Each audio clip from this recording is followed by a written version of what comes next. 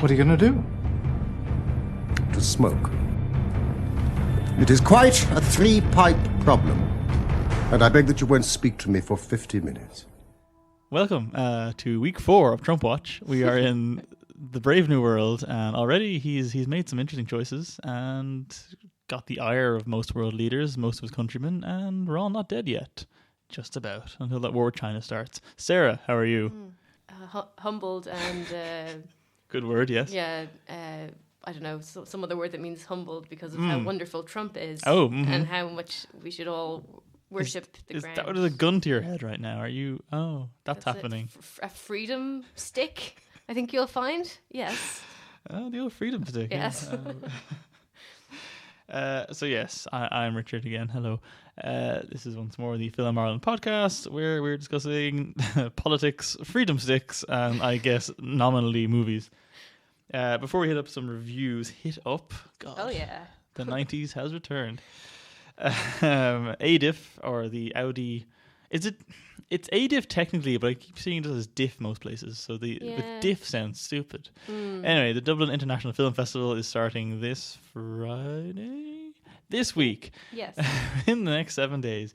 There are many good films there for you to put your eyes near in the interest of things you should have sold at you via the medium of promotion. Actually, John did an interview with Niamh Algar for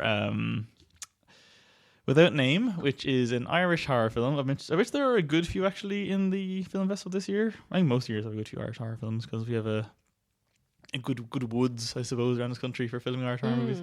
Niamh was also the lead in a film from a few years back about a bog vampire, which is quite decent, quite well shot, certainly. She was very good in it, so if she's as good now as she was 2 years ago, then it'll be a good movie. So do listen to Giles' interview with her about Without Name.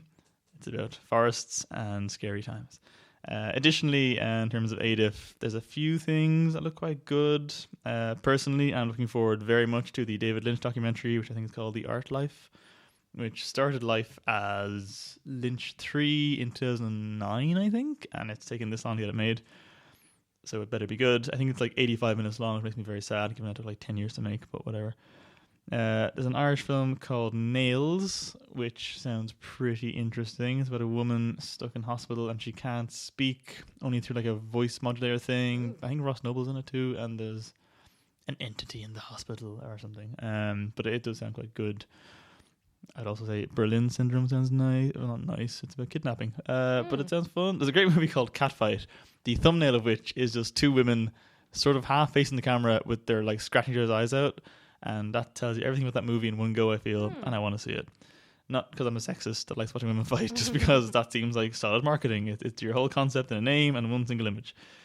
Anything attracting you, Sarah, to the festival?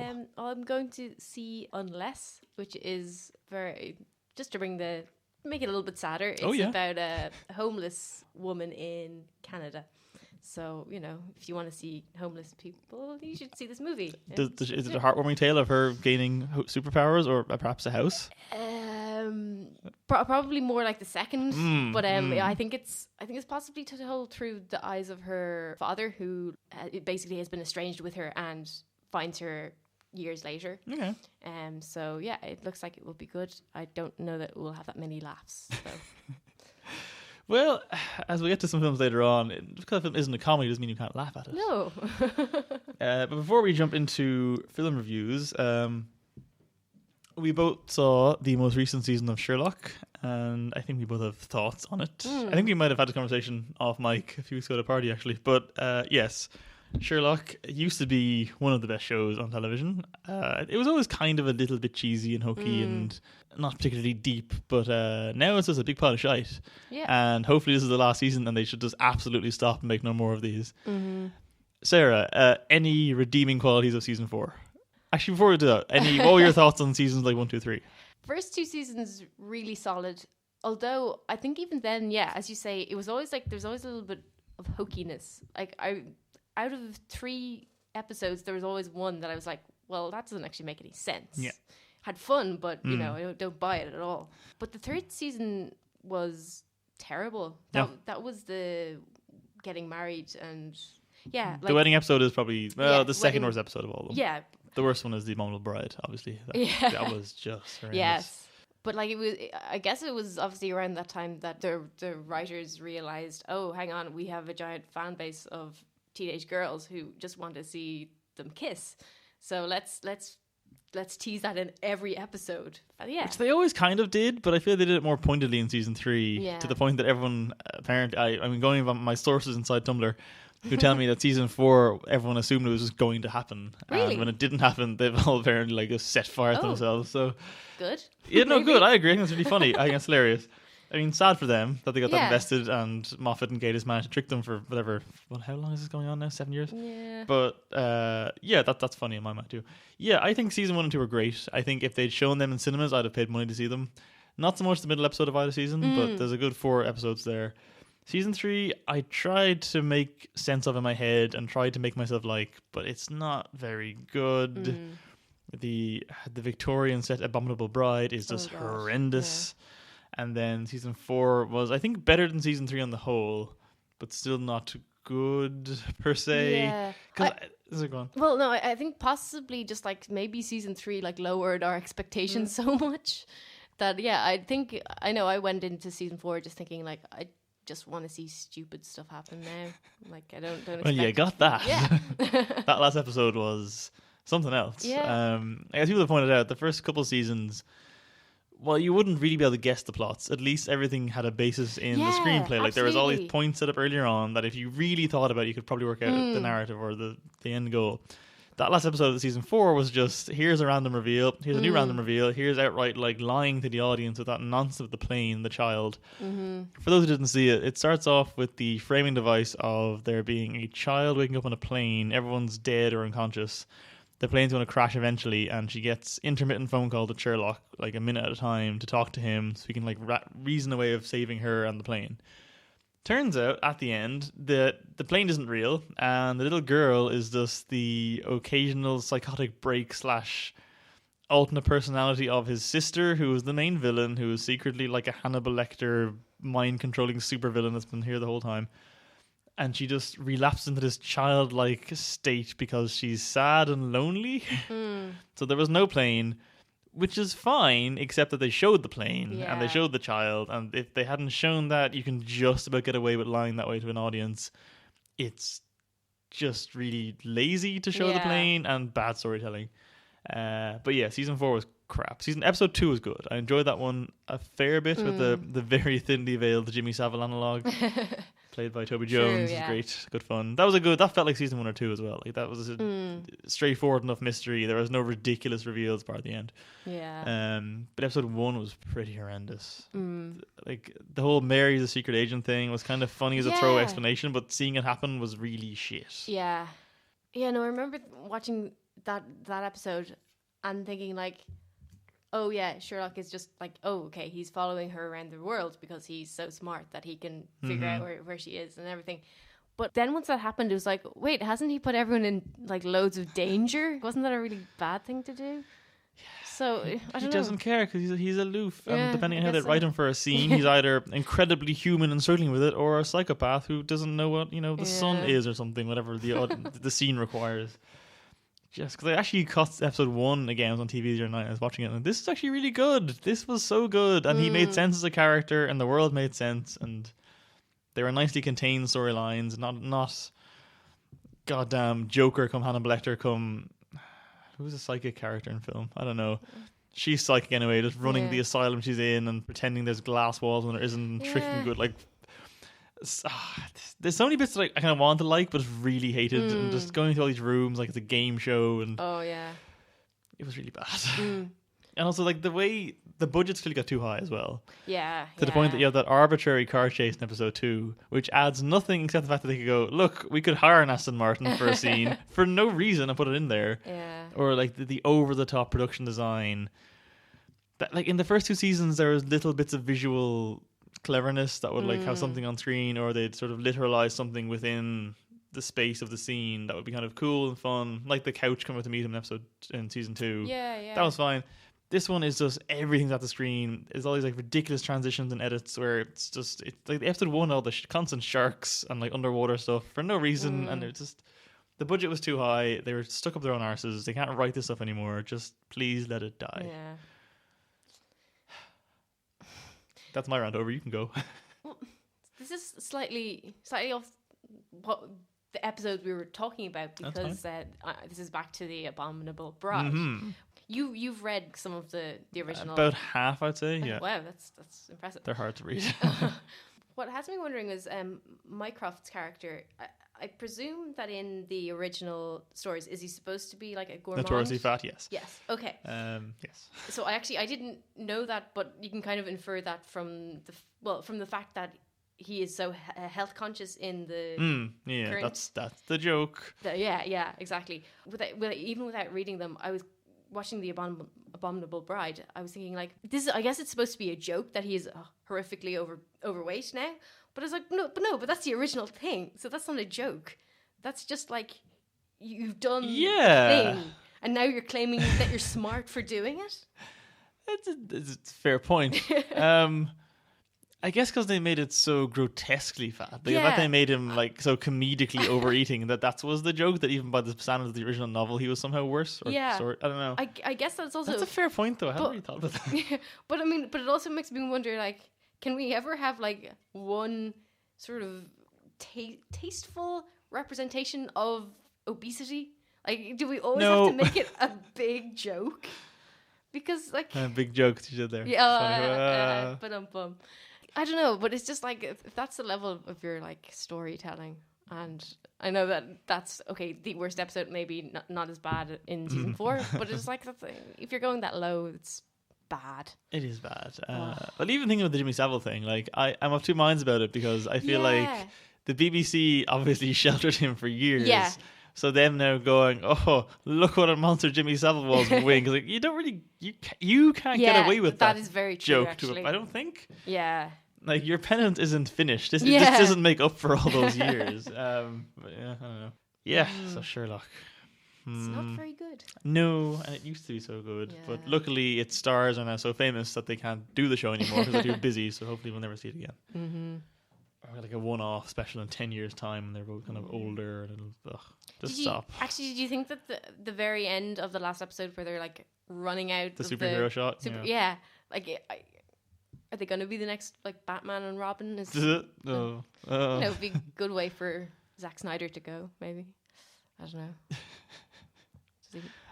I mean, I wouldn't want to see him direct an episode, but thinking about it, he couldn't be any more visually overwrought than they already were. So, okay, sure. Okay. Go for it. What the fuck else could go wrong? We're giving you permission. Zach, go for it. Yes, great. So, from one end spectrum to the opposite, let's go into some movie reviews. I'm going to start with Silence, which, fair warning, me and Sarah did not coordinate well in the last month in terms of our viewing patterns, but we both saw an awful lot of things, just not the same things, which is good, I suppose, in many ways. Yeah. But expect one voice intermittently alternating for a while. So, Silence. Martin Scorsese's, is it magnum opus a fair phrase to use? His passion project he's been trying to get made for the last 20 more maybe years. About Jesuit priests in Japan in the 1800s, 1700s? Far away, long time ago. And the persecution thereof, because Christianity was outlawed there, and priests were routinely crucified and beaten, tortured, made to relinquish their religion. You know, it's all very allegorical for the modern times, whatever. It's not great, if I'm honest. It's almost 3 hours long.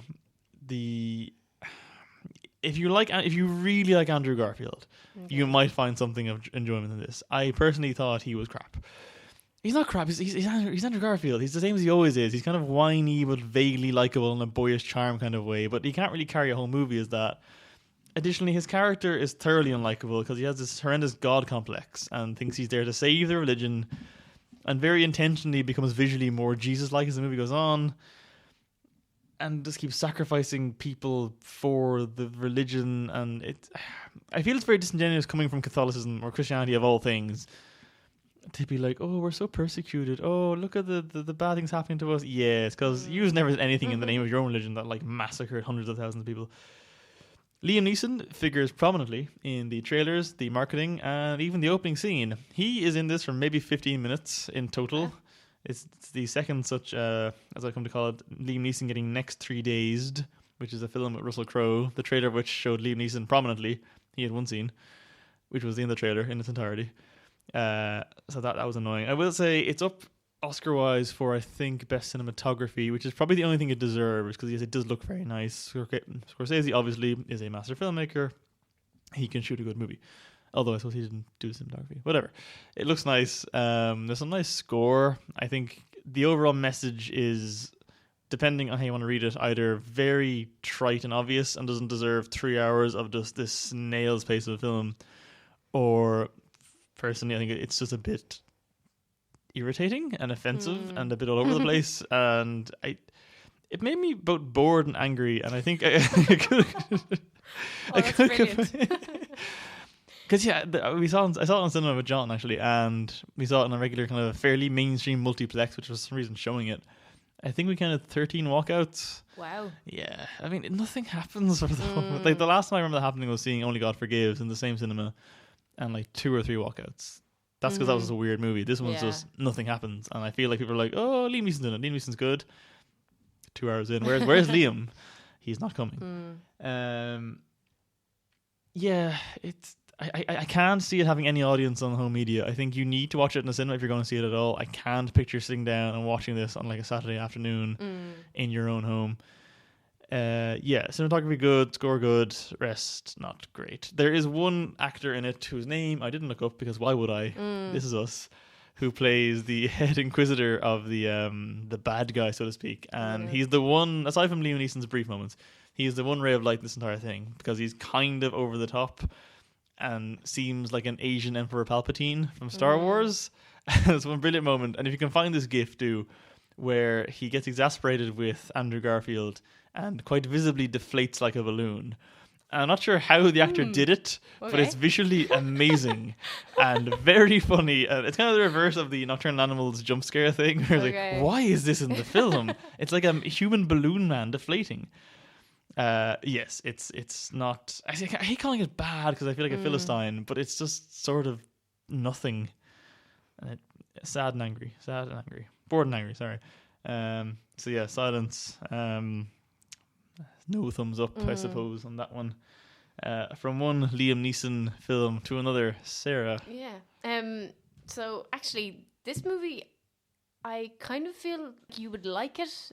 I've heard it's quite dark. Yes. It is quite dark. And actually, I suppose I'm not entirely sure that you would like it per se, but if you had to see a kids movie, I think this would be the kids movie. This for or you. Moana, like it'd be this. Yeah, possibly, yeah, because it's quite nihilistic. Oh, good. Excellent. Yes. So it's the story of this. Did you see the name yet? Oh, did I not? I don't know if we did. Well, did I we? will say now that was what I was getting to. Oh, sorry, I apologize. This is A Monster Calls. It's actually quite a hard title because I keep going to say A Monster's Call. Okay, I don't know. I'm even thinking of Monster's I can think of Monster's Ball. Yeah, but yeah. I think, yeah. But anyway, so it's based on Patrick Ness's book. I think it came out just a few years ago about 12-year-old. I think he's around 12. Boy whose mum, you soon find out his mum is dying of cancer, and it's pretty much seems to be like his way of coping with it is getting visits from this monster played by Liam Neeson. And I just find the idea of someone getting comfort from Liam Neeson's giant brooding voice in monster form, it's just weird. Yeah, no, it is. Well, actually, that's the thing. It's like he doesn't. The monster just kind of appears out of nowhere, and it's not a particularly comforting guy or any monster man or anything. It comes out from this tree. They live in like the Scottish countryside. Yeah, I think it's Scotland. Yeah, I'd say Scotland. Once again, our research is impeccable and top notch on this show, Jonathan. Exactly, but I hope he listens still, or else that joke means nothing to anyone. I think he does. But it's quite refreshing because there's no sense of like everything's going to turn out okay. It's good. It's really quite like, but it's not so nihilistic that it's sort of like there's no point. We might as well all give up. He's quite a obviously unhappy boy. He doesn't have any friends at school. He's bullied. He knows he's going to have to go and live with his his granny who's Sigourney Weaver. Oh. Yes, and like they don't get on. There's no real point of but everything is all gonna be great. It's like basically the most he can hope for is to come A to quick terms. death. Oh, well. Yeah, well that too. Eventually. Is there a point where Liam Neeson kind of goes, "Here, use me," and then it's like a rope appears down his arm, and the child is seen swinging from the monster? Now that would be telling. That's the post credit scene. Sorry. Yeah, exactly. I wouldn't say it's a comforting movie, but it's just quite pragmatic, I guess, which is quite nice to see. Thing I kept thinking of while watching it was Miss Peregrine's. I was going to ask, is this kind of the movie that should have been Crossbow School? Oh yeah. Yeah, it's basically the antithesis of that in a lot of ways. Excellent. And it also, I should say that the point is that the monster comes and tells him a story each night. It's as weird as it sounds.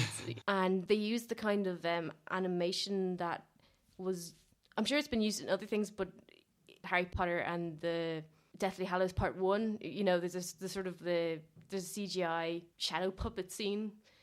Okay. Yeah, it's sort of like that, but it's that they've taken that kind of idea and made it really good. Okay. So there's some really good like innovative use of visual storytelling going on as well. It's just a very good movie, I think. Excellent. Good. I suppose my question about it would be, does it feel like a kid's film? Is it a thing you would see people bringing children to, or is it one of those kind of more sort of for adults, kids movies that kids shouldn't really watch? Yeah, it is kind of a good question because, I think if you bring a kid that's too young, that's really not a good idea. Mm-hmm. But if you brought a slightly older kid who's like maybe prepared, I think it could be quite good. Did you ever see actually The Bridge to Terabithia? No, I didn't. It's kind of similar to that, I think. Right. In that was sort of nice pastoral movie where then it took a horrible turn that you'd really want to know about if you're going to bring kids. So I've definitely read about the turn, but I forget what it was. Did someone have cancer? Possibly, but what happened in it was it's the girl dies, isn't she? Yeah.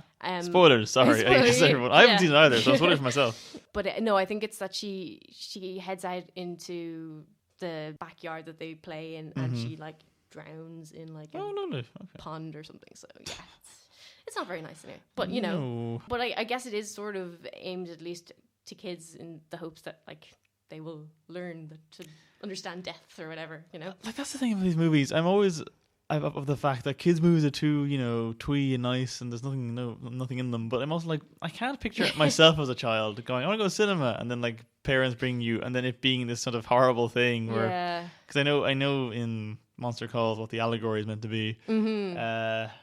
I was like, that doesn't sound pleasant for a child. Like, I'd watch that now. Yeah, I'd probably laugh, no, but I mean, maybe, maybe you're right. All right, but having said that, we had been saying it recently that the caliber of child acting is really going up. This is very true. This is very true. So I mean, to be fair, it could be a movie aimed at maybe older people, and you can have a kid as the main character. Like it's workable now because it seems to be working.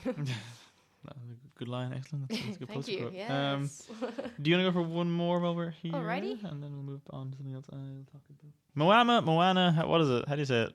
I think it's Moana. Moana, okay. This is a movie I don't think that you would like so much. I didn't think so either. I heard the songs are great. I went, ugh. Yeah. I knew The Rock's in it. I went, ugh. I like The Rock, but not in, I don't know, animated form.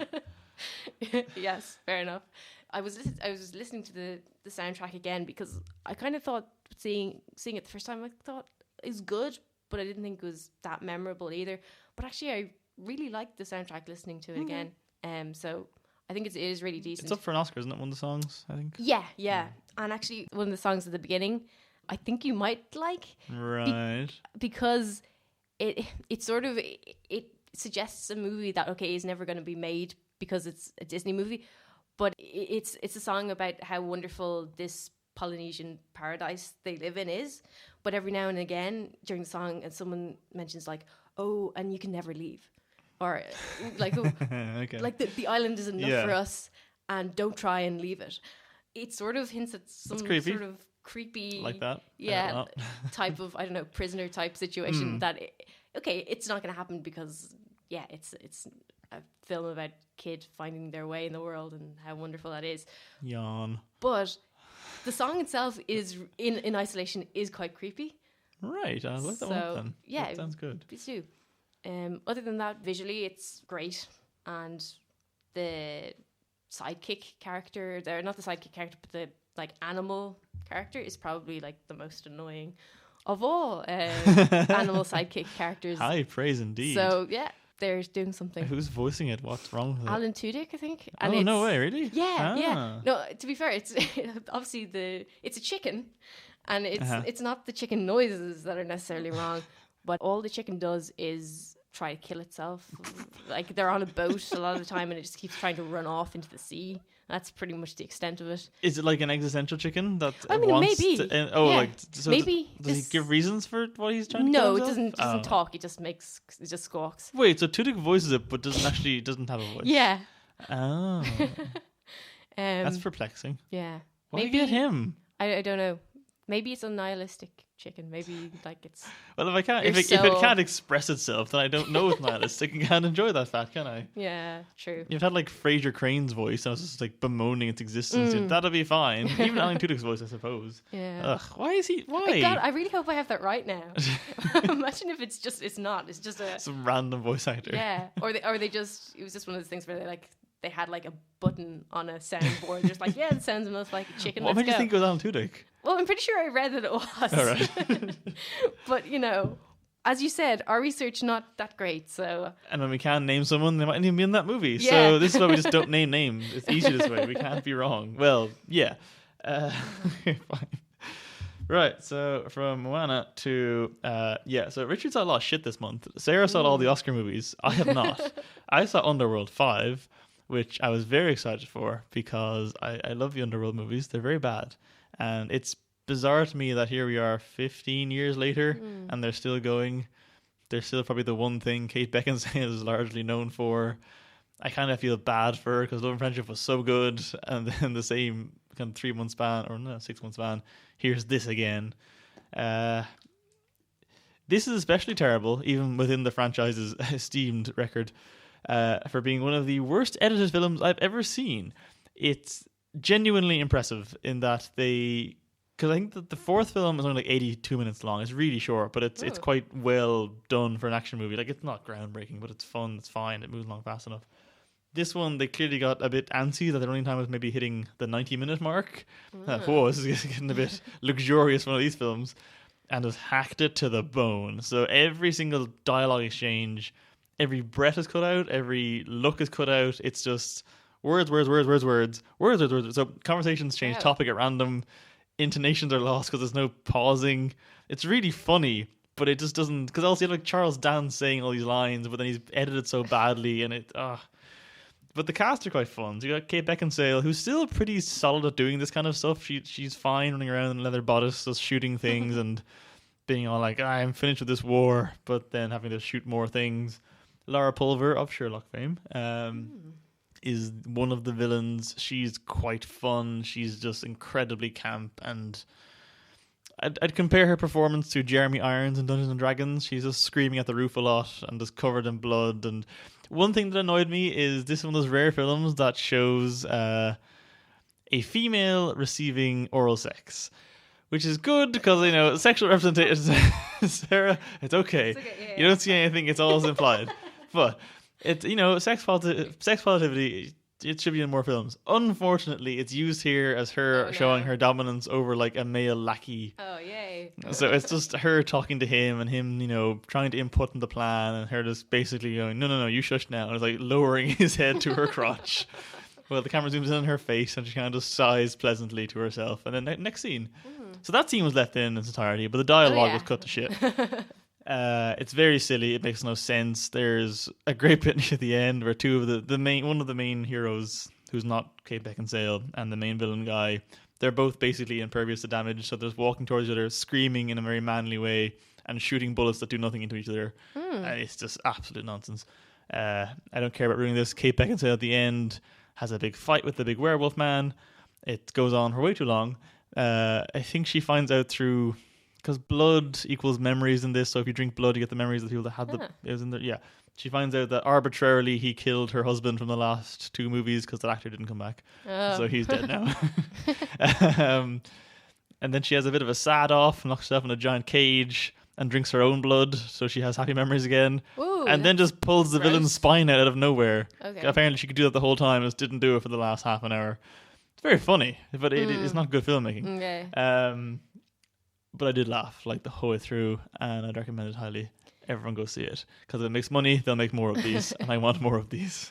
Did I hear? Did you say it possibly that this film is predicated on you knowing a character from the first movie, from like the first scene from the first movie or something? Yeah, there's a twist because this was originally conceived of as being a spin-off film that would have not featured Kate Beckinsale because they rightly assumed she's got to be done with this by now. She's not coming back for any more, guys. We're getting her back. So Charles Dance's son, who's in the last one, was meant to be the main character in this one, but then Kate Beckinsale came back, so they clearly had that script already written, and he's sort of as much the main character as she is, but his origins are kind of more, no one cares about this, are revealed a bit more, and it's a character who was in the first film, who had no dialogue, and who died the second she showed up. Because Underworld backstory, right? So in this universe, the way the vampires survive is they have 3 elders. Bill Nighy was one, she was another one, and then some other actor was the third one. So once all the others are now dead in the narrative. Bill Nighy died in the first one, but has still been in every film since through flashbacks. I don't know why he keeps doing these. Wow. He's really fun actually in these. Bill Nighy is great in these. And then she was killed like instantly in the first film. But it's, I think, because kind of like Resident Evil, which we'll get to in a minute, there's just such a scorched earth policy to do with the characters that we don't need these people because Kate Beckinsale is the main character, so kill everyone else off for blood and gore reasons. That they have no characters left for there to be dramatic reveals with. So it's just, let's just use this one named character we haven't used yet. But no one knows the Underworld storyline. I only remember who she was because I watched 1 and 2 before seeing this like the night beforehand. Okay. There's a big long exposition previously on at the start of the movie, but even then, no one cares. Yeah. Who cares? I like I don't even care, but yeah. I think they're cinemas now, but everyone buy it on DVD and make more of these, please. Because Kate Beckinsale in the snow kicking werewolves in slow motion is great. It's great. Sarah, on to more meaningful things. How about Denial? Okay. Oh, yes. This is a really interesting one. Because, I'm still kind of in 2 minds about it. It's based on real events of... I think the 90s, wasn't it? Yeah, I think it's actually Late just the 80s, end. maybe? Like, it might be 2000, 2001. Oh, no way, really? Yeah, yeah. Oh, God, no, well, it was based on a court case that ran for a few years. So it probably spanned that time of David Irving, who is a Holocaust denier, who took a case against Deborah Lipstadt. Hey, Deborah. Yeah, so Australian for a sec. Who was, she's a Jewish university historian who basically took him to task for his denial of the Holocaust, shockingly. So the movie kind of goes from a little bit before the court case begins all the way through. And it is very... I mean, there's a lot that's really good, and it's gotten a lot of kudos for being apparently like very true to the real life story, which I think also brings up some problems. Like, for example, there are so many characters. You do not need like half of them, and along with that, it means that there's a lot of potential storylines that are just never go anywhere. So for I think from a filmmaking point of view, probably be better to combine characters or disregard less. Is this based on a lengthy book, or is it original screenplay? I think it is based on a book. Yeah. It's by I think it's Deborah Lipstadt's book. Who is Rachel Weisz, and Timothy Spall is David Irving, and they're both very good. The other more problematic thing that I found was that it's actually, in a lot of ways, a good thing is that it's very it has great commentary on what's going on at the moment, because I guess people like David Irving have probably come out of the woodwork even more. Oh yeah. And not necessarily denying Holocausts, but saying a load of other I know stuff. that actually is coming back around again. The Holocaust there you go. So and there's a part really early on where Rachel Weisz says that she's like an ideal target for David Irving because she's both a woman and a Jew. It's totally true. Like this is what's happening again with like Gamergate or any of the alt-right stuff that's going on now.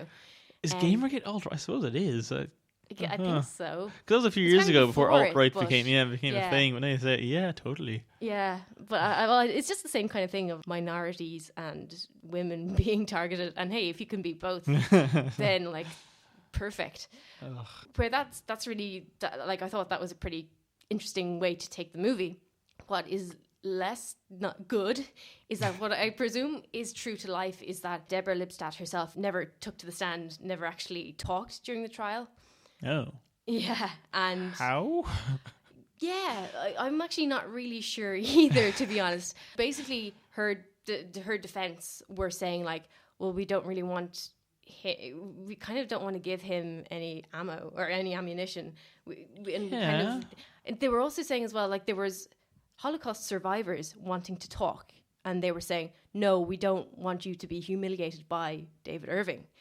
And like there's a point to it, as in, I guess you don't want people like David Irving to be given a platform. Yeah. And you don't want to consider someone like him an equal. Like he's just a pond scum, in the grand scheme of things. But having said that, at the end of the movie, when, spoiler, because this is a real life thing, so we probably already know, David Irving loses the case. Everyone's kind of going like, oh, isn't it great? The voices were heard, the voices of the survivors were heard. And isn't it great that Deborah, she did the right thing. She didn't speak, which meant we could win. Which, like, to me, it's like, well, no, I mean, you did win, but they were the casualties. It's basically, if you're saying it's great news that white men in charge got to talk for other people, which is like, that's just the status quo again. I don't really get how she could have won. Like, I'd love to, I don't want to watch all the court now, but I feel like that's baffling that someone could not speak for the entire trial when you're like the main defendant. Yeah, I think whichever you're right there.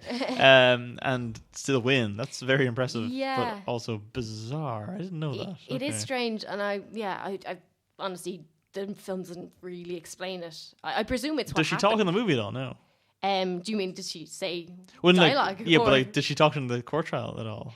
No, okay. that. Yeah, basically, she has a team around doing those things for her. And but see, that's the thing. Like, the point could be, isn't it really sad that people whose voices actually matter didn't get not But instead, the movie's kind of just goes for the schmaltzy, like, we won, the right people. Yeah. Won Not those right people. no, not them. I don't know. It just seems a hollow victory, and I think that the film would have done better if they had acknowledged that it was, to some degree, a hollow victory. That's a more interesting reading of it, alright, certainly. That's really depressing. Yeah. I didn't know that at all. That's horrible. I know, but I also have to say, I did enjoy it a lot. Like, there's a lot to enjoy. I think it's a good movie, and I think people should see it because, it's an important subject as well. Yeah, it's more on subject, and it did sound good as a concept, as a story. I've heard it's a bit televisual. Like it seems like a BBC kind of higher class drama kind of thing. Yeah, probably fair point. I mean, there's nothing sort of stand out in terms of visuals or anything. There is, I think I mentioned to you, there is a very strange, I guess we're going to call it like the nocturnal animals twist moment or something. A lot of the court case in the movie focuses on like the architecture of Auschwitz and whether, like, what was the place designed for, and it comes down to at one stage why were windows put in place and why did the windows have locks on the inside, and it goes to this sudden, like, just a very quick moment of this tiny window with like hands scrabbling at it and people basically dying inside. It's a really, really jarring moment, and it doesn't fit in with the tone of the rest of the movie at all. And I can understand that it's like, yes, look, this is how horrific it was, but it's just very strange. I'm not quite sure why they wanted to do it unless they wanted to shock everyone for a second, which, I'd love to know if there's some kind of like test audience thing whereby that's the point where they know people are starting to fall asleep, so put in a jump scare. Yeah, good point. Because is it like around the halfway mark, would you say? Probably, yeah. Interesting. All right, well, from one... I have no segue for this one. I'm trying to, I guess, on the fly get a segue thing from to one do with movie to another. Oh yes, very topical. To do with History? Sure. Assassin's Creed. I was looking forward to this for a while because the trailers looked okay. The cast was great. It was a good director involved with it. I'm still baffled that Marion Cotillard's in this. But video game movies obviously have a notoriously bad track record. We'll get to that a bit later on again. This one had the potential because also it was being made in-house by Ubisoft to make the game. So I was like, okay, it's not going to be, there's no like studio interference kind of going, this is stupid, take it out. And then I was like, well, this isn't the game anymore, is it? So, story is Michael Fassbender is a man on death row. I think his name is Callum, I want to say. Maybe. Unimportant. Michael Fassbender is on death row. And then Marion Cotillard shows up and they fake his death and bring him to a secret laboratory headed by Jeremy Irons, who are secretly, a lot of the words secret in here, the Knights Templar, who are secretly controlling the world's government and whatnot. They use a thing called the Animus, which gets into your DNA, and the conceit is that your DNA holds all the memories of every one of your ancestors. So they use this to find ancient artifacts of in the game, it's like a precursor race that are like technologically more advanced than us that could... Well, in the game, actually, they built humans as slaves, and then they created these pieces of Eden, as they're called, that could control the humans, but now they're all gone, just the humans are left, so if you can find these things, you can control humanity with them. That's not really what the movie does, but that's the basic shtick of it. So, Fassbender is there to be put into machine, what voice went with there, and his memories sifted through so they can find this thing, the apple.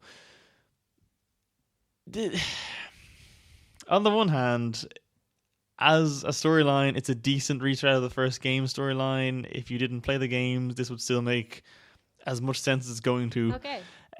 However, I went into this thinking, I definitely heard somewhere this is set within the game's universe. I was like, that's fine. That's a nice idea. There's like none of the main characters from this are in the game. They're all new characters. Like, that's fine. It's a good idea. Don't truncate like a 12-hour story into 2 hours. We don't have to make up a new story, even if it is just the same story again but shorter. Fine. But it contradicts so much of the game's logic and universe and mythology, but it's still meant to be set in the same universe. That's annoying. Also, the cast are just so wasted. Like, you got Fassbender, Cotillard, Jeremy Irons, Brendan Gleeson shows up for a while. Charlotte Rampling's in this for like 2 scenes as the head of the Templar Order, and she's great being like the arch villain of the universe. But why is Charlotte Rampling in this? Cotillard, I think, was very confused by this. Okay. There was a great moment on Graham Norton weeks ago watching Marion Cotillard, acclaimed international actress, Oscar winner? Definitely nominee. Sure. I think she won for Livia and Rose, didn't she? Yeah, I think sounds so. Right. Probably. Yeah, she probably did. Having to explain the Animus, which is a silly thing and a stupid sci-fi concept. And that was funny, but Fassbender has a bit of the X-Men problem here in that his accent is never quite an American accent. Get it right just once. He tries. God love him, he tries. Jeremy Irons is great, though. I always love Jeremy Irons in a good villain role, or even as a good role, and he's a lot of fun here. He's very showy. There's a great bit at the end where he's in his basically Scientology meeting in his big robes, walking down triumphantly, holding his big giant glowing MacGuffin, just going, "Gentlemen, we did it." It's great and stupid. Problems. More problems. Oh, many problems. The main thing that it makes the games both loved and hated is that as a storytelling device, the Animus is clever in that it lets you go to different eras while maintaining the same storyline and kind of setting. So like the first game is set during the Crusades, second one's the Renaissance, American Civil War, French Civil War, all that kind of thing. Civil War. Rebellion, whatever we call it. But everyone always hates the future plotline in the games because it's just boring modern people in labs talking about nonsense sci-fi concepts. The film's problem with that area is that there's about 20 minutes of the past stuff and the rest is just Marion Cotillard having to explain sci-fi nonsense. Which I don't mind so much because I kind of like the sci-fi nonsense, but it is bad. And the second problem with that is that even the stuff set in the past, because I'm sorry to bore people with the game. Right? In the game, the character lies down on a magical medical bed, and that's like the Matrix just gets inside their head, and that's how you view them out in the past. For the film, because that would be a bit boring, I guess, the Animus is changed to being this giant mechanical arm that Fassbender is like strapped into and like a neural link put into the back of his neck. and then he has to basically recreate all the moves he'd be doing in the past in the present, which is fine to explain what's happening, but you didn't need to show it. So like the big centerpiece chase scene, which should be really impressive and credit where credit's due, visually matches the game so well, is crap because one, the score is really weirdly relaxed and very just calm and nice and just kills attention. But they keep cutting back to showing like Fassbender, shirtless in the present day on a big robot arm, just running in the air kind of thing, and just like running on the spot sort of. It's just stupid. And then cutting back to showing like old Fassbender in the past doing the same, practical stunt work with a stuntman and looking really good. So I think if they hadn't kept cutting back to the present, it'd be fine. If the score was better, it'd be fine. The editing on the whole's a bit weird and choppy. The story very quickly wraps up in what I think was actually quite funny, because Cotillard's all like, "Oh, my father is doing more evil than I thought he was. I don't like him anymore." And then Fassbender, like seconds later, shows up. "I'm going to kill your father." "Don't do that." He does. And then she's like, "I have vowed vengeance upon them for killing my father, who I hated moments ago." And that's your sequel hook, basically. But it's quite funny. I think if you didn't play the games, you'd probably get more out of it than I did. As a fan of the game, it annoyed me. As an action film, it's better than average, I suppose. It's not as crap as Underworld, but Underworld is more fun. I don't know. I think a good attempt. These game movies, they're getting better. They'll make a real movie one day. Yeah, do you think they will?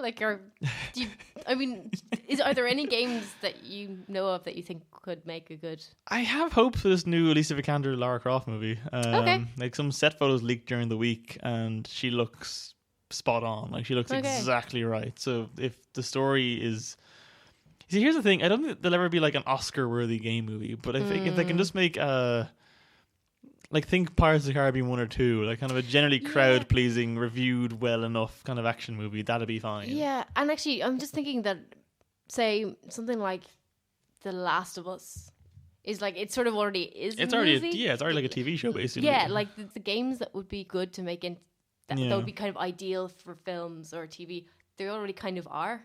That's the problem, because as mediums, they're too different in that to make one like the other, you have to kind of make it more like, to make a good movie of a game, you need to make it more like a movie. And the ones that are already like movies will obviously make better movies, but they're not really. But what's the point? Nearly. Exactly.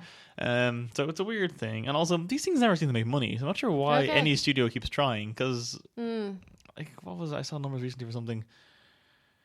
Some video game had sold 25 million units over its course of its history, and the film made not even its budget back. I was like, why bother trying? You're not gonna. I don't understand, but. Whatever. So Assassin's Creed is kind of shite. Sarah, talk to us about. Actually, we should probably do La La Land, shouldn't we? Yeah, let's. Yes.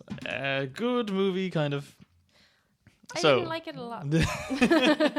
just to kind of, it's better than Assassin's Creed. Fair enough.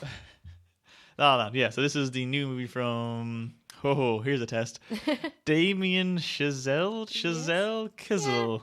Chazelle. Yeah. It is Damien, right? Yeah. Damien. The guy that made Whiplash. Whiplash guy, that's easy to say. As he's known. Old Whippy. Right, so this is a very Oscar baity movie in many ways. It's a throwback to old Hollywood. It's a musical, but it's sort of self-aware and modern, and it's all full of pretty people doing things. It's decent. I didn't hate it. I'm not a musical person, and I think the last time this kind of film came out was The Artist, and I did not. I liked The Artist what it was as a distraction for 2 hours or 90 minutes, or it was.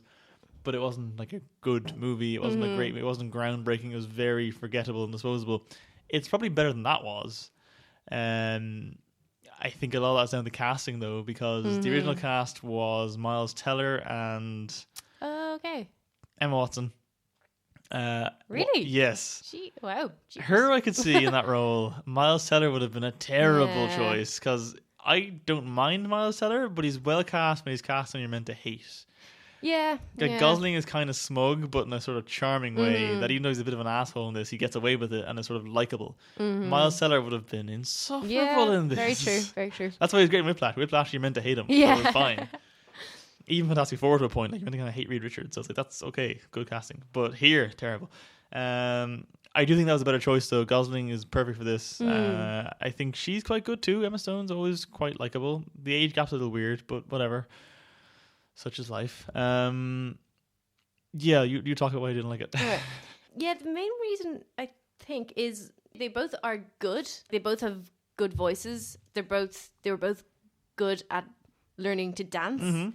But I don't think either of them are musical stars, which I think is... Gosling has a band, I think, doesn't he? Oh, sure, he does. But in order to be a musical star, I think you have to be able to act through music. And that's not what they were doing. Like, they were doing really good singing. Rehearse, sort of. Yeah. There was no emotion to it, kind of. It was, No. It was going through the emotions. Yeah, I know what you mean. Okay, yeah. And the dancing, like, I think we were saying there, even just before we recorded there, it was impressive that they were able to learn the dance that they did and to be able to do the takes that they did.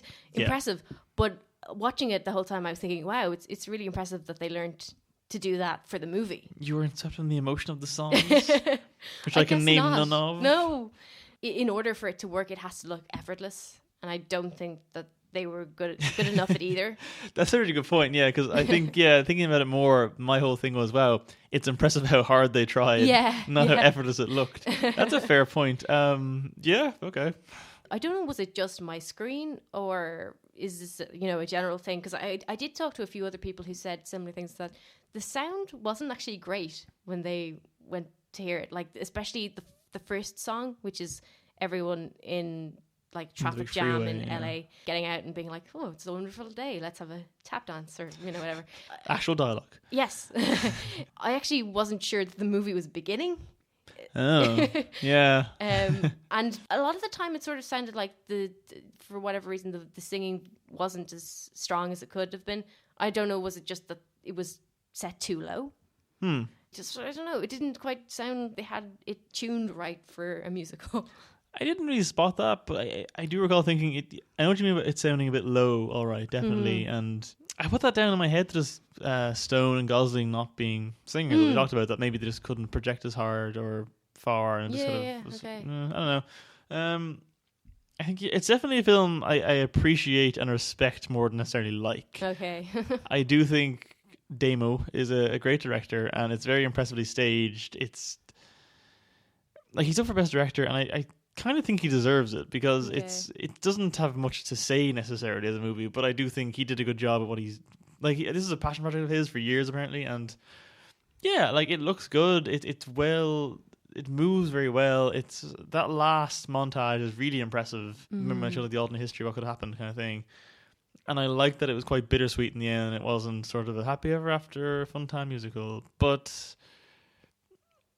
there was something kind of lacking about it, and the more you talk about it, the more you're kind of, I think, articulating it better in my head as to what was wrong with it. And it is just that it's not even that it's show not tell. It's more it's just show and nothing else. Like it's not trying to tell you anything. It's just showing. And like, what also kind of struck me was that it's just sort of aiming to be everything 1950s and before. Like it's trying to be musical, jazz, but also just like movies in general, like that whole Rebel Without a Cause thing was kind of weird if you're trying to go to either look at the sort of nostalgia for musicals or nostalgia for jazz, because it's not either.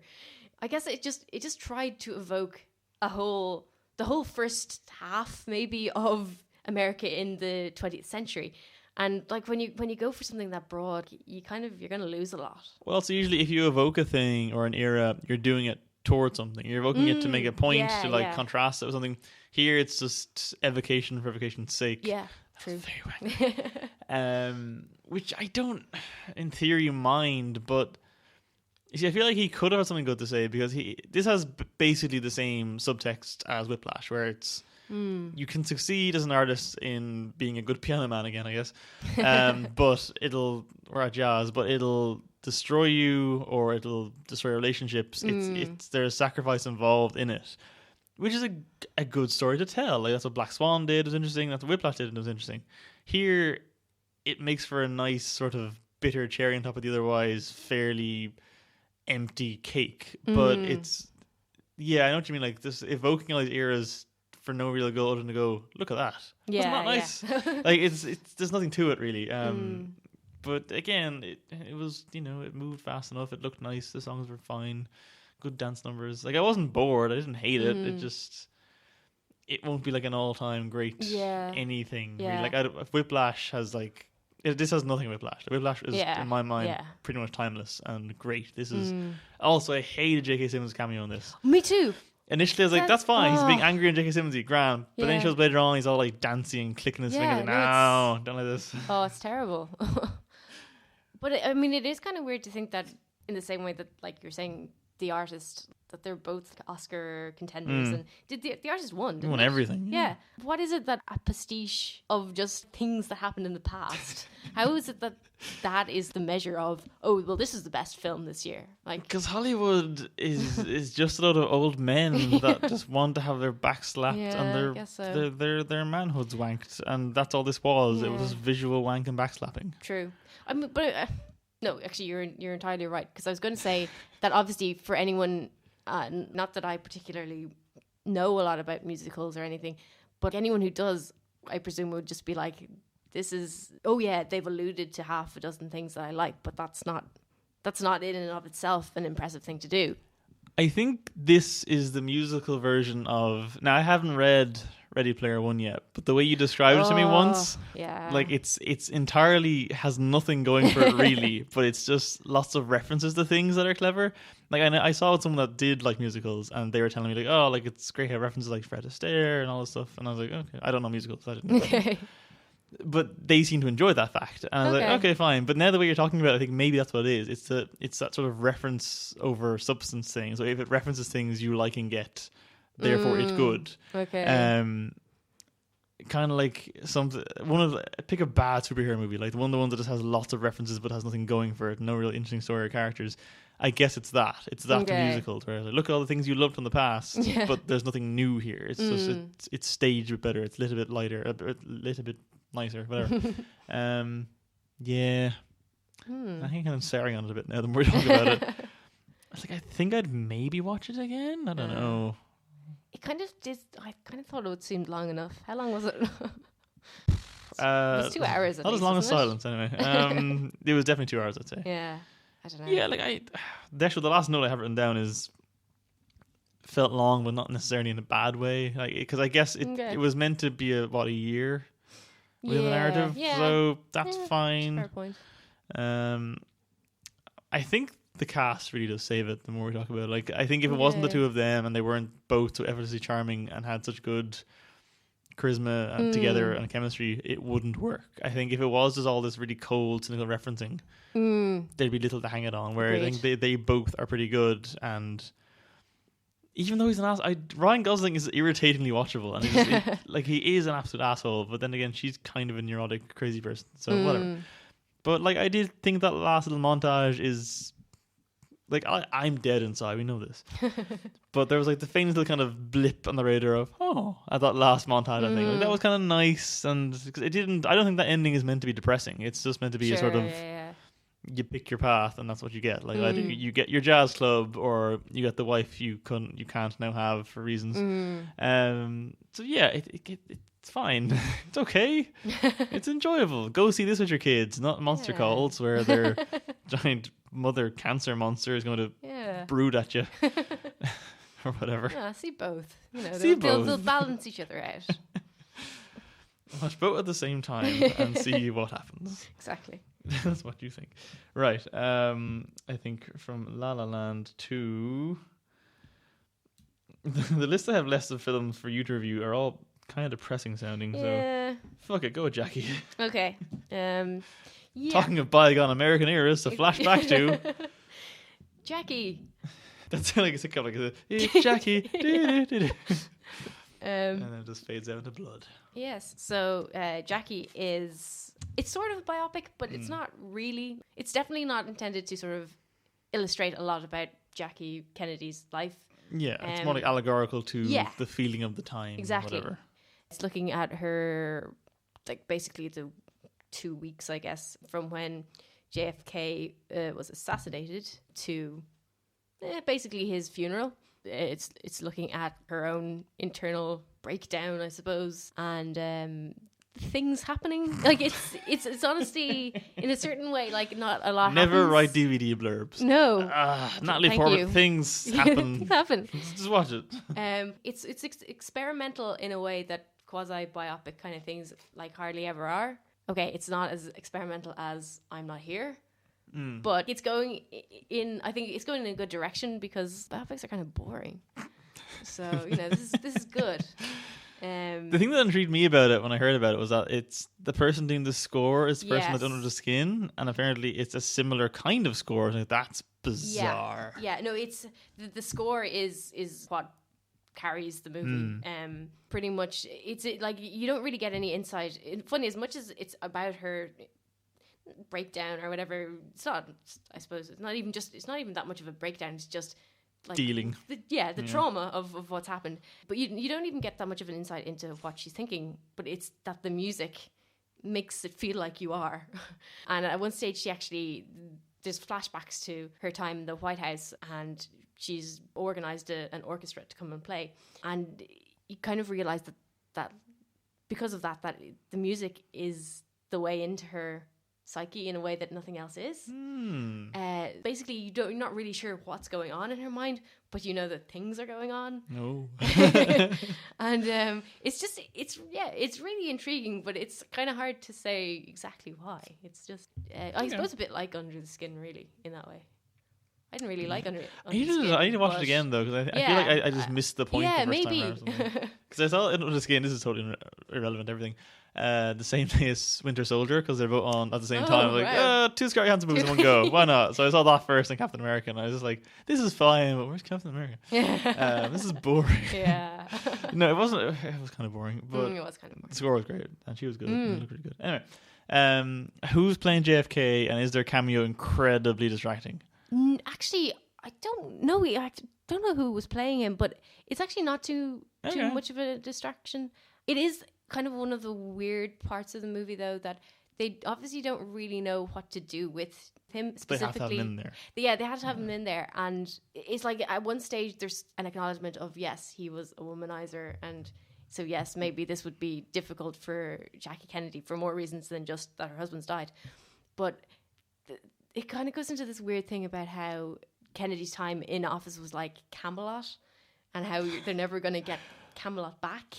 I'm sorry, as soon as you said Camelot, just Monty Python songs are playing in Okay. my head. But yeah, sure. Well, they have the song from the musical Camelot rather than Spamalot. Oh, okay. Sure. And yeah, it's just sort of weird. It just feels like they didn't really know how to deal with the fact that JFK was this big figure. We'll act like he was Arthur somehow. And Sure. yeah. So it's possibly one of the failings of the movie, but no, in general, it is very, very good.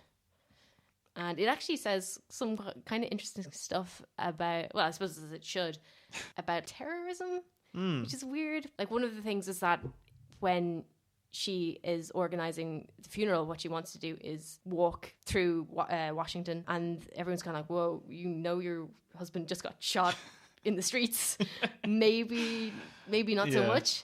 Her whole point is, as soon as leaders are too afraid to show their faces in public, like, what does that mean? And it was kind of, I suppose, at a time when people are getting pretty scared. It's like, well, maybe our leaders should lead by example, and you kind of feel like that would have resonated better if Clinton had won, because a female walking through the streets in danger because she's a woman, and I was like, that was very empowering. Yes, whereas now it's like we kind of want him to get shot, so it's like, just keep walking him around and someone shoots him.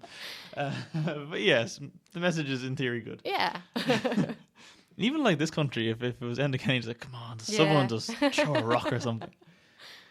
Even England, Jesus, we're in a bad era, aren't we? We are.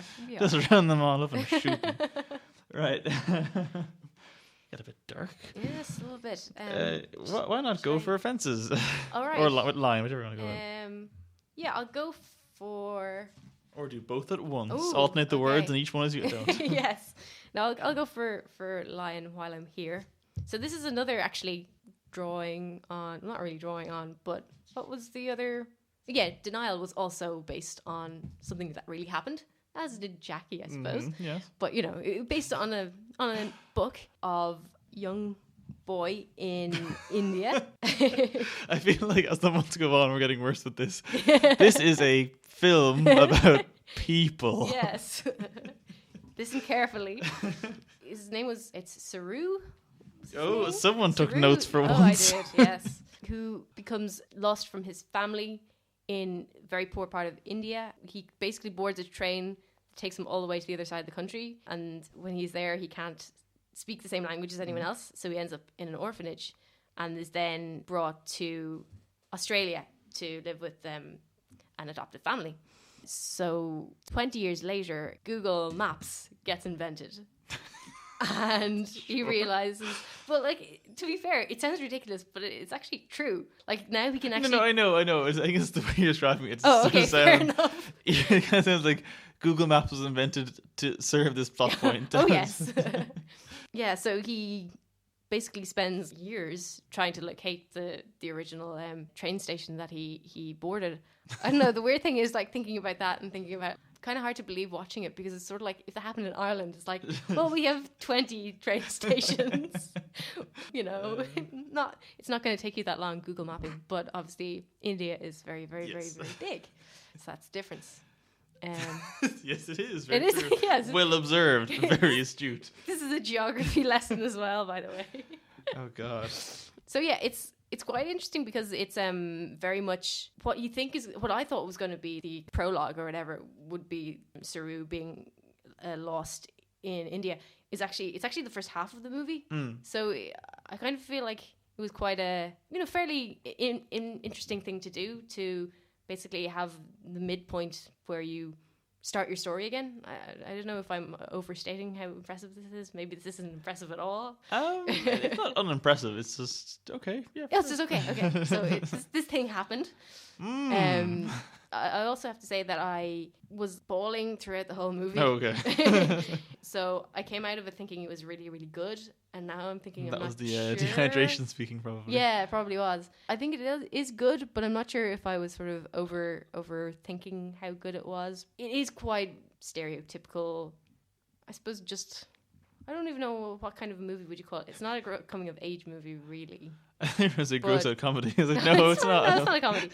But just I suppose a story about people. Story about people. Places. What am I trying? Like, I suppose not a disaster narrative.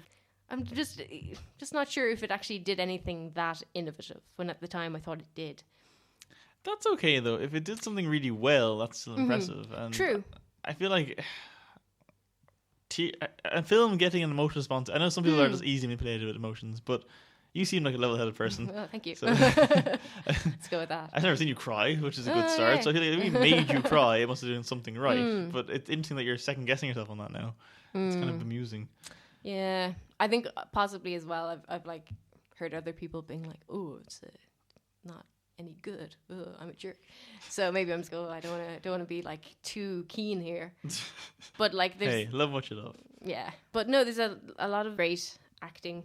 Weirdly enough, Dev Patel, who plays Saru, the older Saru, he got nominated for a supporting actor, which I think is a bit of a cop-out because Absolutely. he probably has more screen time.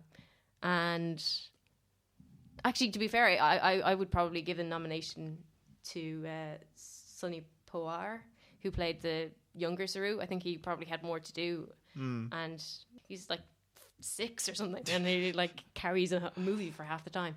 So, but I don't know, like, is that one of those? I guess it's just is that one of those maneuvers where they like the new Dev Patel probably wouldn't take away the support? Almost certainly. Yeah. Okay. So it's just all politics. Oh yeah. Everything is. Yeah. There's also one thing that I didn't sort of pick up on while watching it, which is I will admit, probably I was blinded by my tears. Oh yes. Was like there definitely is a white savior thing going on. Oh, of course there is. Why wouldn't there be? Yeah, but there's one part where Saru's adoptive parents are played by Nicole Kidman and David Wenham, and they seem like really like they are obviously very good people, and I'm sure the real life versions of them are also very good people, but Nicole Where Kidman, is this butt going? Yeah, Yes. yeah, you'll see. Nicole Kidman, at one stage, she gives a speech where she's saying that when she was 12, she came from an abusive home, and she had this hallucination that she saw a brown child, like in the distance, and at that moment, she knew that she was going to be. She was going a to stray adopt. brown child. Yeah, basically. And Good God. yeah, so it was just like, okay, honestly, if you left the world, even if they left the word brown out of it, Better. and then maybe she could say later, and that child looked like you or something, you know, you could just Yeah. like it That's could definitely nicer. work. But no, she had to adopt brown children was her goal in life, which is just, I don't know, Not not ideal. great. That's Is it better or worse than La La Land's whole white man saves jazz narrative? Yeah, I don't know. I think it's better, but I'm not quite sure how much. I'm not sure anymore. No. Yeah, like, I don't know. I'd like to say other than that, but there's also the whole thing of Saru, when he discovers his village, coming back to meet his family, and like everyone kind of circling around him, and oh look, the tall man from America is back, and I don't know. It doesn't, like, maybe that's exactly how it happened. I don't know, but it does feel a little bit odd. All right, but Okay. you know, I liked it. Oh, yeah, sure. That came across. Yeah. We did laugh a lot through that, but yeah, that came across. Yes. Fences. Sarah. Yes, fences. All right. So this is Denzel Washington's tour de force. Oh, yes. So it's his director. Well, actually, I have no idea if it's his directorial I think it is. debut. Okay. I feel like it probably It's is, his but it debut. might not be. Well, we'll see. We'll keep you in suspense about that one. So he's directing, he's acting, although he's not actually doing anything else. So he's just doing those two things. Viola Davis is his wife. Did I say her name right? I don't know if she's a wife or not. Yes, but that's the right name, yes. And it's based on a screenplay a play by August Wilson, who's an amazing playwright from America, surprisingly. So it's very much like a kitchen sink type situation. It's pretty much 95% of this is based in urban, tiny, small enough house, and the garden in the back where they are trying to build a fence. Oh, Yes. I see where the title came from. Exactly. Is the fence perchance a metaphor for the building of a child and the relationship they're in and their growth towards adulthood, maybe? Sort of. I mean, when the film starts, they're both in their 50s, but it is about, But does the building of the building fence sort of and- parallel the child's growth and development? sort of. Yeah. That's a yes I can for talk now. about plays. Yes, you can. So yeah, this is, it's been described as another version of Death of a Salesman. So it is very much a talky, and not a lot of action, let's say, but that's how plays go. Often, yes. That's okay, right. So the talkie, that's good. I feel like I've said a lot. I should say more. Is she good? Because Yes. I quite like her, and I'm glad she's getting a lot of nominations and stuff. All I keep seeing though is like that one clip from the trailer versus her covered in snot and crying. Oh, yeah. And everyone going, look how good she is. Like, okay. Yeah, that's how you win the Oscar though, isn't it? Well, You that's what like he is. You degrade make yourself in look some gross. way. Yeah. No, she is really good. And actually, I think you were saying before that, like, yeah, Denzel Washington kind of annoys you a bit. I don't mind him so much. Like, I could probably watch, I don't know, like Man on Fire again. And that's fine. I just think every time I see a trailer for one of these movies, be it Safe House, be it the one with the plane and the alcohol, what was that one called? Not Flight Plan. Oh, Jodie it's Foster just one. Flight, isn't it? Flight, of course, Yeah. it's called Flight. And now Fences. It's like, pick better names, first of all, Denzel. He's always just playing the same kind of, world weary older gentleman that knows all the secret knowledge and will be all kind of sassy about giving it to you. And like, I can't watch this anymore. Yeah. So when I saw the trailer, and I actually laughed when I saw the title come up because of how thick the trailer lays it all on, and then it's directed and starring, isn't watched, and then just fences. Like, ugh. It looks like a parody of an Oscar movie. Okay. Like, it looks so painfully Oscar-y. I don't want to watch it. But I might watch it anyway because of obligations. Yes. Yeah. So it's no good, is what you're saying. Okay. Is that what you're saying? Are you saying that? Okay. The fact that you're saying... If as a white man I may speak for a woman, in keeping with the denial logic, Yeah. you're saying it's no good. Excellent, very good.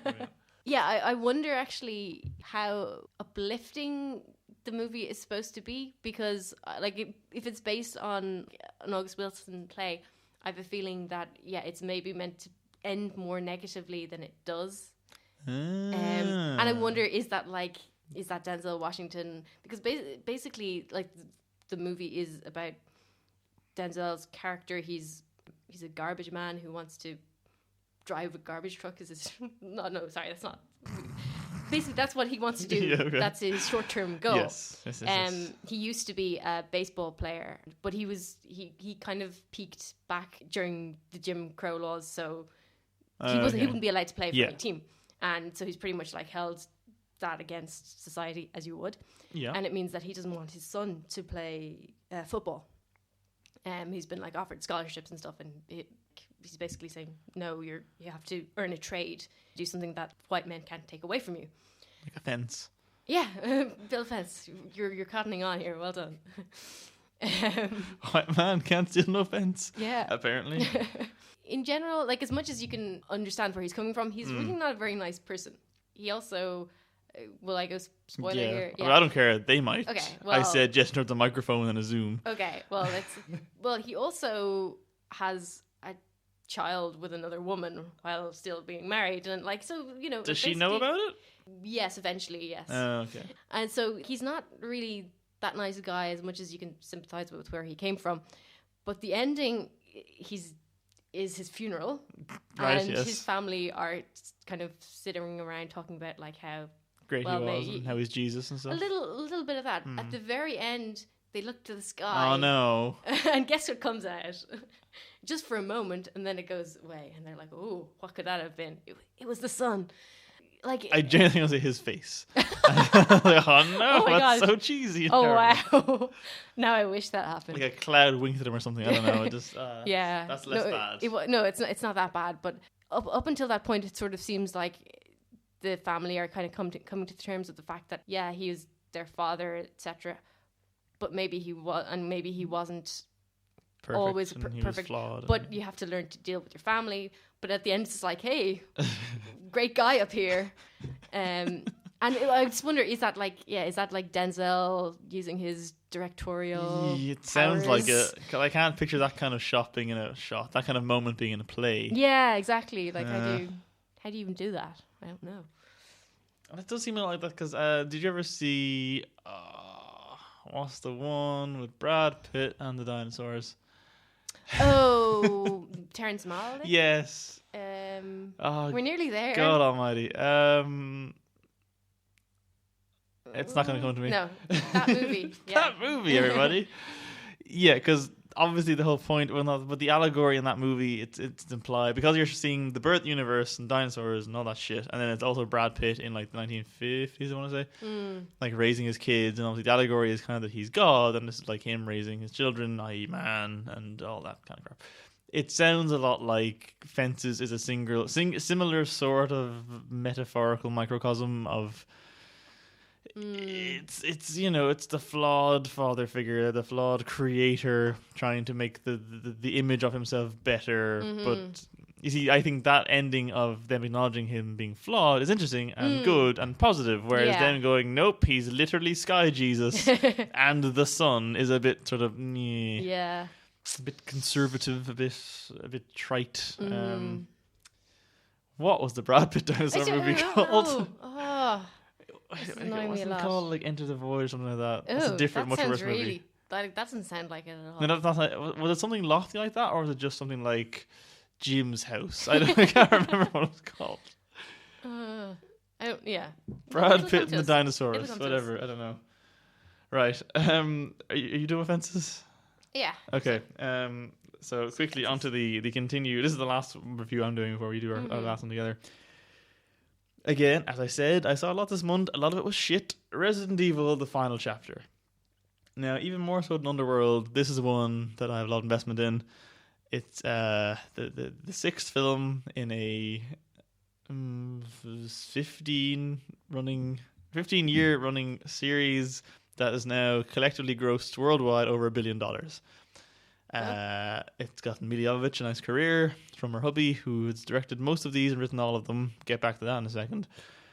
The plot is of little concern to anyone, least of all who writing it.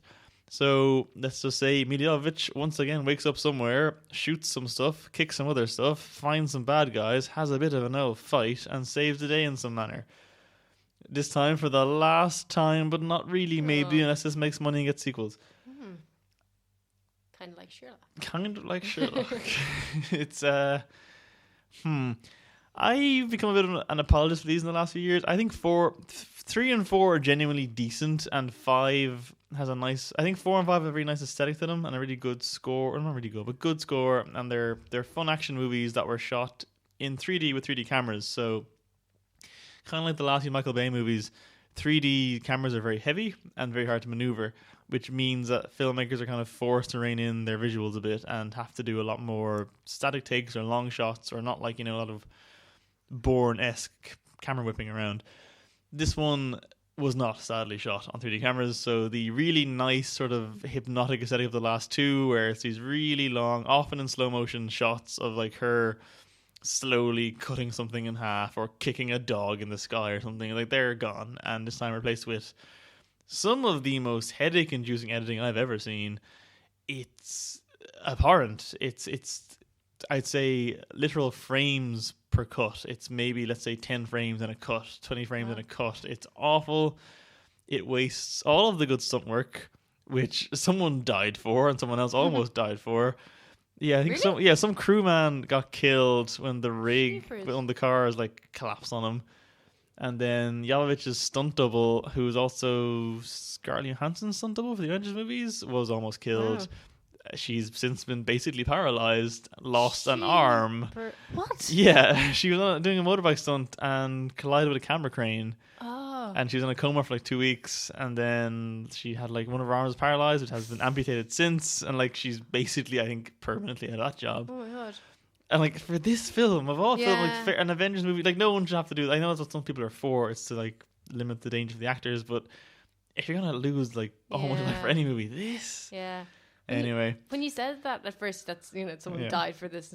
I kind of thought you meant like metaphorically. no, literally a crew guy died. Yeah. Although I'm not sure what I thought you meant. It's like, about zombies, so I guess they're dead. Yeah, but Someone's I mean, career. I sort of thought you meant it more like the sort of like the way people talk about dying for America. I just basically why did it take me like 2 seconds to realize that you were saying someone literally died? I guess because that wouldn't happen much, and it's maybe. surprising to hear. So yeah, positives. Jovovich is still good. I hope she gets a bit more of a career after these are finished. Like I know she's 41 now, which in Hollywood years is basically dead, but she has a really, I think, decent screen presence. She has a nice sort of intensity, but a playfulness. She's good, and I hope she's in more things that aren't just shitty Pierce Brosnan 9/11 films. Anyone who didn't see Survivor, watch Survivor. It is absolute balls, but it's kind of fun.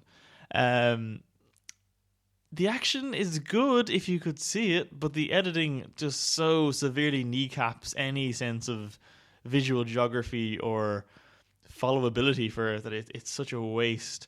Ian Glenn is the villain. Ian Glenn was the villain in the third movie and died, but he's back this time as a clone of that character because they introduced clones in actually the third movie and have since spent every film going, there's a plot hole over here. Oh, just stuff clones in it and it's fixed. So everything is cloned in this movie to the point that, spoilers, it turns out our main character has been a clone the whole time. And then Mila Jovovich shows up as like an old lady who was the original person, and then also her real life daughter is playing the AI program that is meant to be childhood. It's just such wonderful garbage. Ian Glenn is great though. He's playing 3 different versions of himself. He's chewing in the scenery with each one, and if there's a recommendation aside from Jovovich just being fun with these movies, it's him. He's great. He's really good.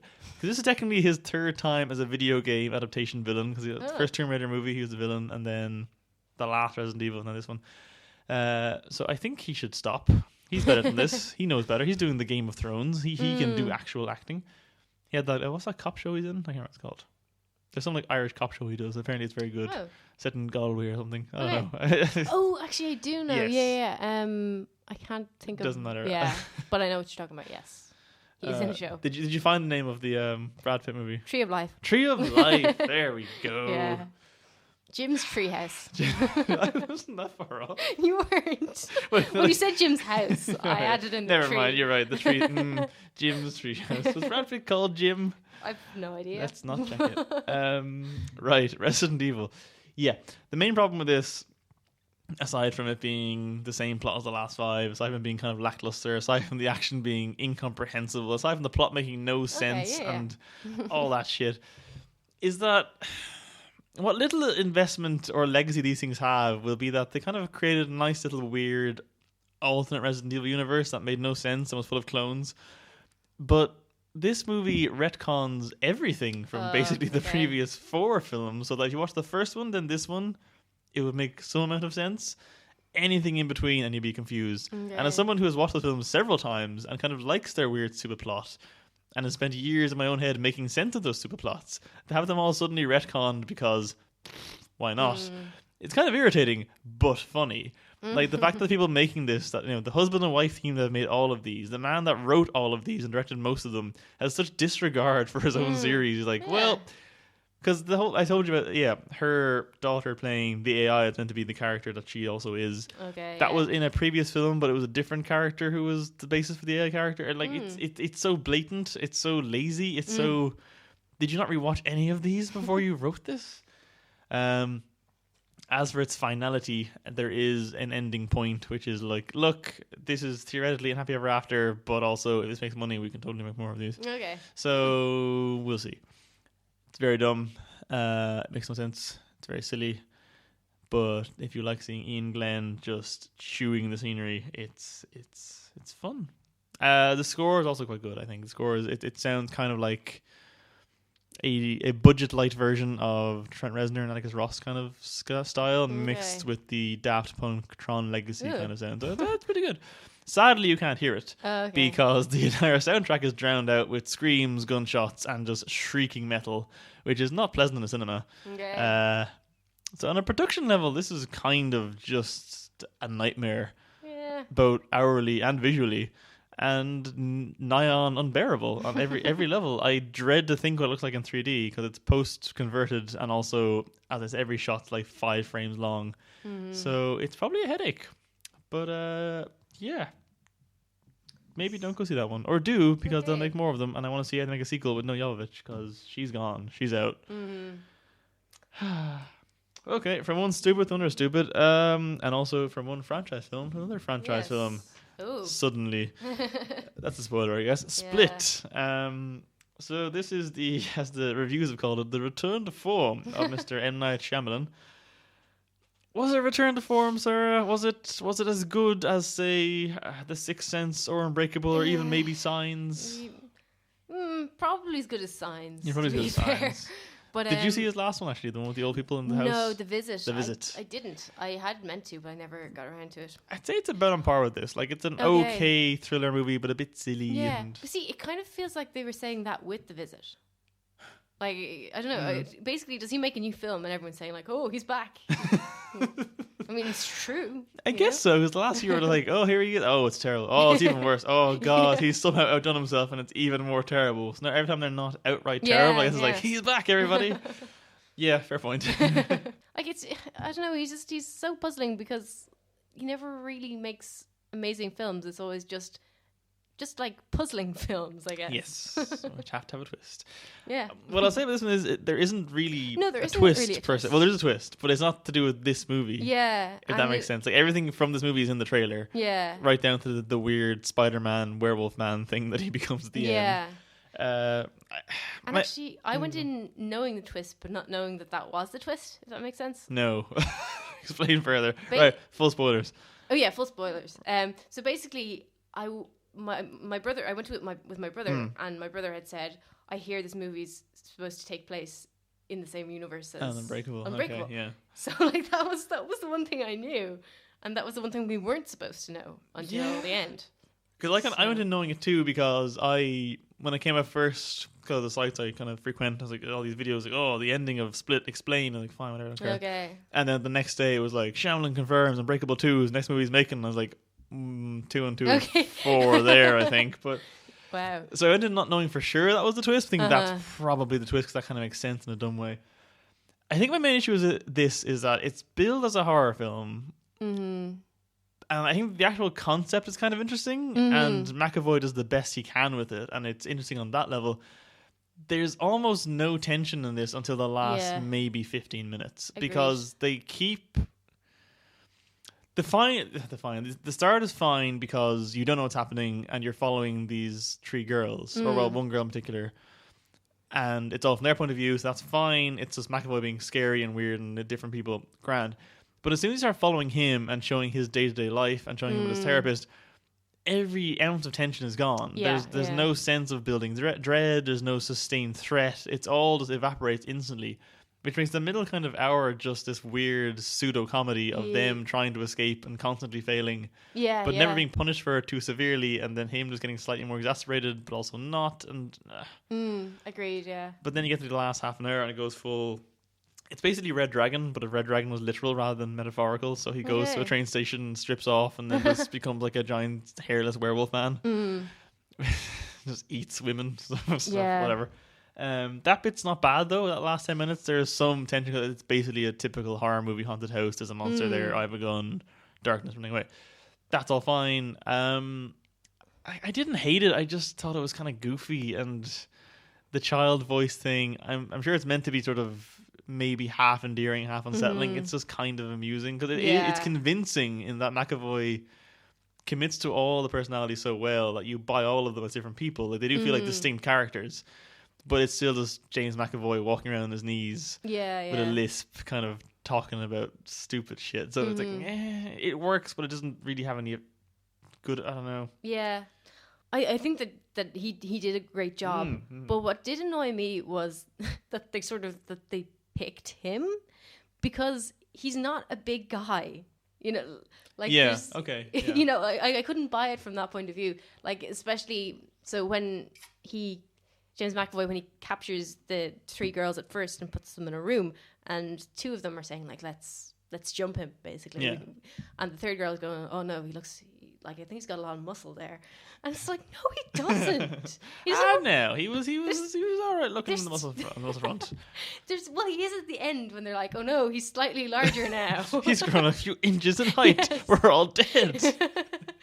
No, I genuinely sided with the 2 of them. Like, look, he's not that big. At least give it a try. Like, otherwise you're just,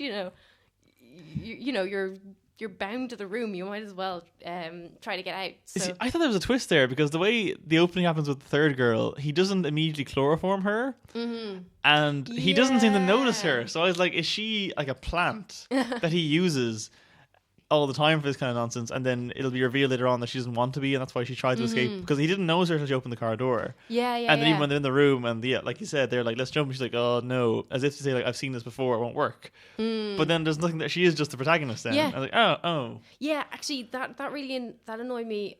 One of the reasons I think I didn't like the movie so much was because I think that it seemed to be looking down on the fact that the 2 girls actually wanted to try to escape. You'll ruin my movie, guys. Just sit down and be quiet. Pretty much, yeah. Like, one of the girls is saying, like, oh, she's done some self-defense classes and stuff like that, and the main girl is pretty much going, oh, you think that Krav Maga is going to get us out of here? But there's it might. Well, that's the thing. It might. Yeah. And the main character, as much as my brother pointed out to me after I said this that, like, well, she has herself being abused, that maybe her first reaction to being kidnapped wouldn't be to fight, it would be to kind of let it happen. Yeah, exactly. So I do take that point, but I think there was basically 2 key times when, if the girls had worked together, they would have given themselves a good chance to get out. And it annoys me that the movie was pretty much like, oh, but the main character, she's she's so unique and special, and none of the girls around her understand her. and like basically that's the reason that she survives. Where the other girls are actually quite nice and they're okay. They want to work together. But they die because of that. And so it's just like, what kind of message is the movie sending? I don't like it. I don't like when any movie uses like rape as a sort of shorthand for just character development, and also it made her kind of immune to him. Yeah, that's a bit icky, but yeah, it's weirdly written in that way. Yeah. And actually, another part which I assume was, I'm going to give Shyamalan the benefit of the doubt and assume that he was looking at the horror tropes and trying to turn them on their head. The whole thing of, okay, now take off your shirt. Okay, now take off your skirt. He basically, throughout the movie, he gets the 3 kidnapped girls to continue to take off layers, which is actually it's actually just creepy. And I presume it was Shyamalan saying like, oh look, we're looking at the way horror movies typically try to titillate their audience by having the girls scantily clad, but it's like, no, Shyamalan, you're just making teenage girls take clothes off. But like, what makes you think that that was even the subtext? Like, I can't think of anything that gave me the indication that he wanted us to be like, oh, that's bad. Okay, I thought he was just fair doing enough. it. No, but like, I'm just curious, like, what made you think that? Why are you giving him that credit in the first place? Like, what about it made you think that it was him going, oh, bad? I suppose I don't know. I suppose I was just hoping that maybe he's like not just a pervert, basically. Yeah, fair enough. I don't know. Yeah. I guess it was a show that one personality was all puritanical and didn't like it. Yeah, maybe, but I guess that was it. Yeah. That was because that was the other thing where I thought like that's why she has to be a plant, because she's immediately like pee yourself. Yeah. Like, how would she think to do that unless this happened before? But then there's no twist there. The twist is just that nope, she got like raped by her uncle, and Yeah. she's just a damaged person and therefore immune to him. He can't eat her for that reason. Yeah. Stupid movie. Yeah. And then the fact that he got away at the end was immediately me kind of going, oh, this is the Unbreakable sequel. I thought that scene was so funny because, first of all, who cares? Like, Unbreakable is 15 years old. More, I think it's actually 16, 17 years old. It's old. No one gives a shit. The time to make that sequel is long gone. I think once Batman Begins came out, your time was done. There's no one making it, because that was the kind of the preliminary gritty reboot superhero movie. Not reboot, it's gritty superhero movie. It's all realistic and stuff. But yeah, so that, like, who cares, first of all? Also, I saw it in cinema and I could hear the visible titters and the visual kind of, what? Like, no one understood what was happening. Like, I saw it with a friend of mine and she was just like genuinely angry and confused. She didn't Really? yeah, because she saw Bruce Willis and was like, why am I supposed to know who that is? Like, she hadn't seen Unbreakable. Like, who is that? And I was like, oh, never mind, wait a minute. But the way it's shot even is really funny because it's shot like every Marvel post-credit scene. Because even like the fact that the film ends, fades to black, and then it's not even like post-credit. It's just in the middle. It's just right after it, but it kind of fades up again. And it's in a diner, and it's kind of going towards a news report, and they're talking about McAvoy and how he's been called the Horde. And then it's like, oh, that's like the guy they locked away 15 years ago, she says, practically staring at the camera. He had a funny name too. What was it, Bruce Willis? And I was like, this is nonsense. This feels like a parody that you put in a different movie. Yeah.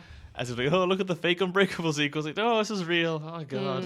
Yeah. And that just means that the new movie, like at least Unbreakable, it was Sam Jackson and it was Bruce Willis, whereas the next one's going to be 2 balding white guys just like happy slapping because they can't be killed. They're all basically impervious to damage. So. Yeah. I actually thought that the movie could have been improved by just cutting the last like 3 seconds off it, because Not trying Bruce Willis. yeah, well, basically, like Bruce Willis delivers his line, and then he just sits there awkwardly drinking tea or drinking coffee with his giant name badge pointed towards the camera. It's like, no one remembers who that is, M. Night. No one knows who that character. It's been 16 years. And honestly, like anyone who doesn't need their name badge. Yeah, exactly. Like I can't remember the name of the character from Unbreakable. But apparently, I think it was Dunn. I think Dunn, is that what the name badge said in giant font. That brings back so many memories. Yeah. Like I vaguely recall Sam Jackson being called Mr. Glass. Like that sounds vaguely familiar. Yeah, it's a memorable name. Yeah, I remember he had brittle bone disease or what was the Futurama thing, bonitis. Yeah, it was just disappointing. Like the one bit I think I really enjoyed was when. Like the psychiatrist character was good. I thought it was interesting, and she had a decent arc till she was suddenly killed. Yeah. Go on. No, Sorry. Well, actually, the one thing that I suppose, I was sitting there anticipating what the twist would be, Was the fact that it happened under a zoo, was that like supposed to be a twist at all? Like, was that just a thing? I forgot about that. That was very weird as a reveal. Yeah, but it was like an active zoo. Yeah, It's like it was some abandoned hospital or something. But then when they're leading her at the end, it's leading like by a live tiger. Yeah. Like, what the what? Like, if for a minute I was wondering, were they going to do a Life of Pi kind of thing, where it was like the animals were the humans, and the humans were the animals all along. But or like he would be a tiger in a cage or something. Yeah, that would have made some sense. I mean, the fact that he was supposed to, for some reason, I don't even understand why it sudden jump to like, oh, he can embody all types of animals. It's like, well, it was people a minute ago. Wait, did they say that? I don't even know. Maybe I'm just assuming things now. But I thought the point was like he was, basically the next he was stage like in evolution. Yeah, it was like he was the like next animal type thing. Was the zoo necessary at all? No. Like, no. I didn't. That was actually very confusing. Yeah, that confused me too. I don't know that was there. But yeah, so I liked the psychiatrist character, and I really enjoyed the bit when because she knows that the personality visiting her, because she keeps getting emails kind of saying, help us, like something's gone wrong, basically insinuating that the bad personality is taken over. But whenever they arrive for the actual therapy session, it's always fine. And she eventually cops on that it's actually just one of the bad ones impersonating one of the other ones. So it's like it's two levels of McAvoy acting, which is kind of good and it's impressive and nice. And you can kind of see the nuances to it, and it's good. But the scene where she knows that, she's trying to get him to admit who he is, like that was really good. And just the idea of the hierarchy of how the personalities work, and like there's some cool world building stuff in there. Yeah. But it's such a small part of the film, and it's so completely overshadowed by just the stupid stuff. Yeah.